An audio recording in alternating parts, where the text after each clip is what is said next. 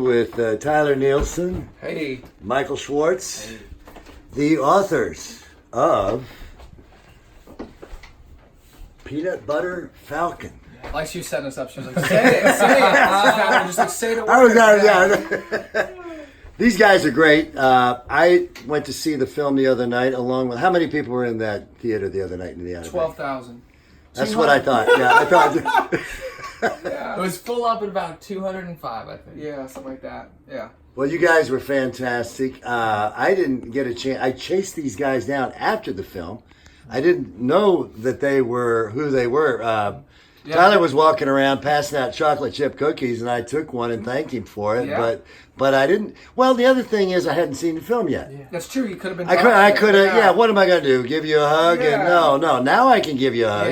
Yeah. If the film had been bad, you wouldn't have wanted to talk about it. You know? And I tried to chase you down, and you were off in your limousine to Manio. There was no limousine. Yeah. Nobody's spreading tall tales. Yeah, man. Barefoot in trucks. Yeah. Well, I want to get into how you guys got together, but can I start with Tyler, Michael? Do you mind? Absolutely, yeah. Because he's a local. You're not from here, right? Are you? No, but Well, that's I've been okay. hanging out here a lot. Okay, that's all A right. lot of years. I'm not from here either. I just live here now. Yeah, But he's Tyler, he's as local as you are. So it's all right. Tyler, yeah, that's right. As local as I am, exactly.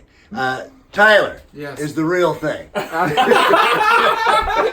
Collington doesn't get any better than that. Yeah. Well, Wanchie's has got a little edge on Collington. I'll admit, Which one do you think is grittier? Wanchie's 100%. Yeah, I've become more Wanchie's as I've gotten older. Yeah, I'm more of a Wanchie's guy. But not that I have to choose. No, one's No, Yeah. none of us have to choose. We Yeah. can all. But Collington's doing the nice restaurants and more the Yeah, Collington's pleasure craft. Yeah, it's become a different place, and that's okay. There's nothing wrong with that. But I like Wanchie's. My heart speaks to Wanchie's really well. Peanut Butter Falcon. Okay, well, first of all, what in your childhood, what can you go back to? What do you draw from that got you into writing and making a film? What tipped you off? That's the direction you wanted to take. I don't think I really wanted to make films, to be really honest. It wasn't like an intentional. I wasn't like, this is what I have to do. I think I just wanted to express and talk about things, and I knew this place really well, so it sort of is what came out. But I wanted. My dad's a painter, so I didn't know if I wanted to paint or I wanted to make music, or I just wanted to do something. So I think that it sort of naturally just found that vein and came out that way. But I'm really inspired by. I love this location. I love the earth here. I love this. This is a really magical sand island. Even some of the stuff we shot was very inspired by your work, which actually there's a book on this table.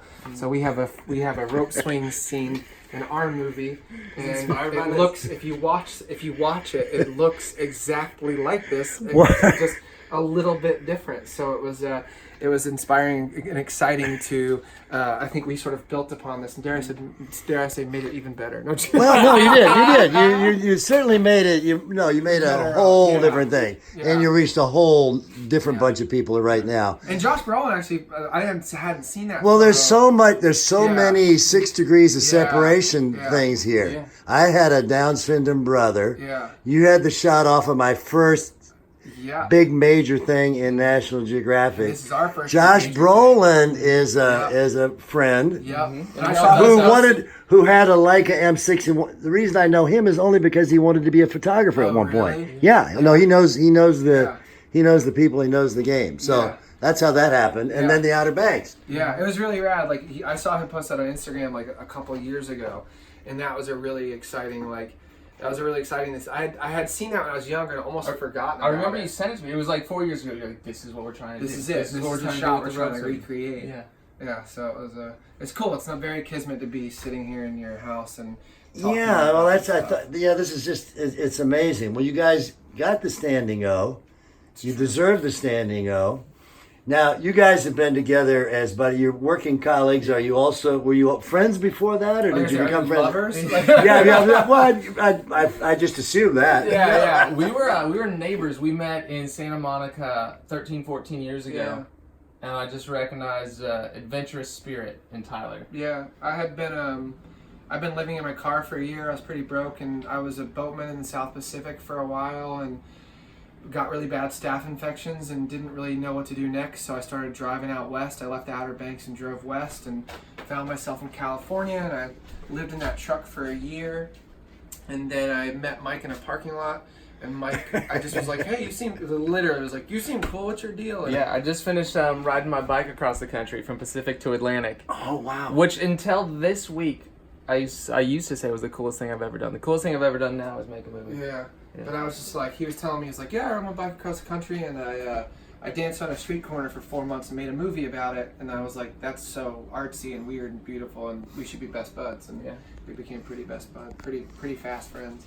Well, you know, I don't want to talk about the film because I want people to go see the film. So I'm going to encourage my audience to do that. But I think it's great that they met you. And I'm always, you know, I'm out working all the time. Probably my best work is behind me, but I got the attitude that maybe I'm going to do something fantastic right now. Maybe. I mean, maybe. Well, just if you think you are, then you are, right? I mean, it's all it's all kind of a mind game anyway. You got to be delusional. In just you got to be way. delusional in the first place, Amen. right? Yeah. Exactly, and then make that Make dream that real. come true. Make that real. Yeah. Just piss all your friends off. That's a lot of what we did. Is we didn't know any better. We didn't know that it should be so hard to make a movie, so we just kept taking the steps little by little to make it.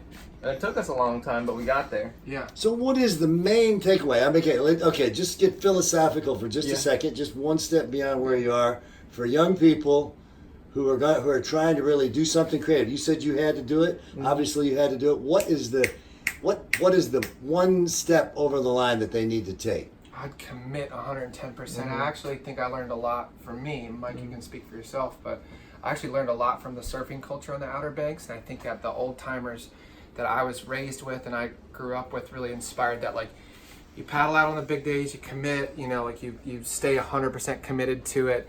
And I think that I applied that to making movies and creative stuff. I didn't really make any money till maybe a little bit recently, but even then it's not a financial gain. I think it's a cathartic expression and just sort of enjoying that ride, but really committing to it, not half-assing it or being like, I'm gonna sort of maybe do it on the side a little bit. I think if you're like really truly want to create change, then you have to really truly commit to that sort of lifestyle. That also being said, I'm a very imbalanced person I never really found solace or pleasure in the balance of life. I've lived a very extreme life, so it was all or nothing for a very long time, and I think all or nothing with creative endeavors has been really good for me, but not great for my relationships sometimes, but that's okay too. I've had a little experience in that arena as well. That's common. What about you? Yeah, it's common. What about you, Michael? Now, you pedal your bike across the country. Yes. That says something about you right there. Yeah. I think there's that delusional nature and not having a plan B, like Tyler said. But also for me, I've found something in the community and having a creative partner or a community to talk about the journey. Because I think there's 99 times out of 100, you're hitting roadblocks and you're hitting dissatisfaction. So to power through that, I've really enjoyed having a team. It helps having a road trip buddy, right? A road trip buddy. For sure. Yeah. I think a partner, I think that, I've tried to, I don't want to go too deep, but we'll go there. I think I've had that with romantic partners before, and it sort of has always gotten shaky and fallen apart. But I think with a creative partner, I think I found somebody as a creative partner that it's almost like we do treat it like a team sport. And there are times where I admittedly get very tired and beat, and Mike, I think, really steps up and is like, hey, I got this, I'll lead. Never want to be the first one to quit. You never want to be the first one to quit. So and you both got different talents. Yeah, I think so. Yeah, I mean, there would be no point in being a partner if you had exactly the same profile, right? Yeah, you want to be symbiotic. Yeah.